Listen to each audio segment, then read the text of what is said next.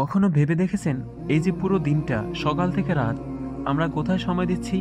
নিজের জীবনে, পরিবারের সঙ্গে, আল্লাহর ডাকে, নাকি সেই অদৃশ্য এক জালে আটকে আছি যার নাম সোশ্যাল মিডিয়া? এই ভিডিওটা শেষ পর্যন্ত না দেখলে হয়তো বুঝতেই পারবেন না আমাদের জীবনের সবচেয়ে ভয়ঙ্কর শত্রুটা ঠিক কোন রূপে লুকিয়ে আছে। সোশ্যাল মিডিয়া আমাদের জীবনের মূল্যবান সময়টাকে নিঃশব্দে গিলে নিচ্ছে। আমরা অনেকেই বুঝতেই পারি না কত ঘন্টা ধরে স্ক্রল করছি, কত সময় ধরে অপ্রয়োজনীয় ভিডিও, রিলস আর পোস্ট দেখে সময় অপচয় করছি। এই গবেষণায় দেখা গেছে একজন প্রাপ্তবয়স্ক মানুষ দিনে গড়ে 3 থেকে 5 ঘন্টা সোশ্যাল মিডিয়ায় ব্যয় করে, অর্থাৎ সপ্তাহে প্রায় 30 ঘন্টা, বছরে 1500 ঘন্টা।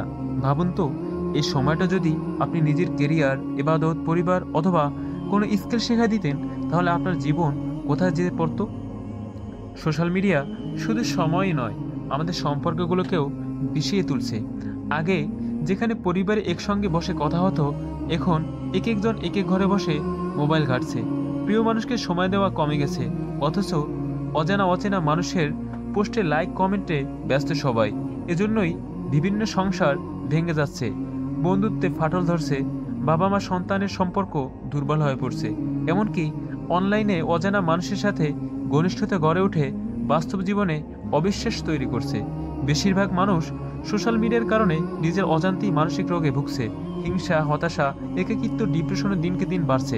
কারণ প্রতিনিয়ত সেখানে লোক দেখানো সুখের ছবি, বিলাসী জীবন, বিদেশ ভ্রমণের পোস্ট দেখে মনে হয় আমার জীবনটাই বুঝি বরবাদ। অথচ এসব পোস্টের অধিকাংশই সাজানো, বাস্তবতা একেবারেই ভিন্ন। কিন্তু আমরা সেটাই বিশ্বাস করি যা দেখতে পাই। ফলাফল অশান্তি, হীনমন্যতা আর মানসিক চাপ। সোশ্যাল মিডিয়া আজ নানাভাবে হারাম ও অশ্লীলতা ছড়িয়ে দিচ্ছে। অশ্লীল ছবি, ভিডিও, গান বাজনা, ফালতু ট্রেন্ডস, এগুলো আমাদের ঈমান, চরিত্র আর নৈতিকতা ধ্বংস করছে। অনেক সময় যে বিষয়গুলো দেখে মানুষ গুনাহ করে, তা সে ইচ্ছে করেও দেখতে আসেনি। আল্লাহ সুবহানাহু ওয়া তাআলা বলেন, নিশ্চয়ই কান, চোখ এবং অন্তর এ সব কিছুর জন্যই জিজ্ঞাসাবাদ করা হবে। সূরা বনী ইসরাঈল। আজ কোনো সত্য মিথ্যার বাছবিচার ছাড়াই পোস্ট শেয়ার করা হয়। ভুয়া নিউজ, গুজব, ইসলাম বিরোধী প্রোপাগান্ডা ছড়িয়ে মানুষকে বিভ্রান্ত করা হচ্ছে। অন্তত 70% মানুষ খবরের সত্যতা যাচাই না করেই বিশ্বাস করে ফেলে। এভাবে সমাজে বিভ্রান্তি, ভয়, রাজনৈতিক বিদ্বেষ বাড়ছে।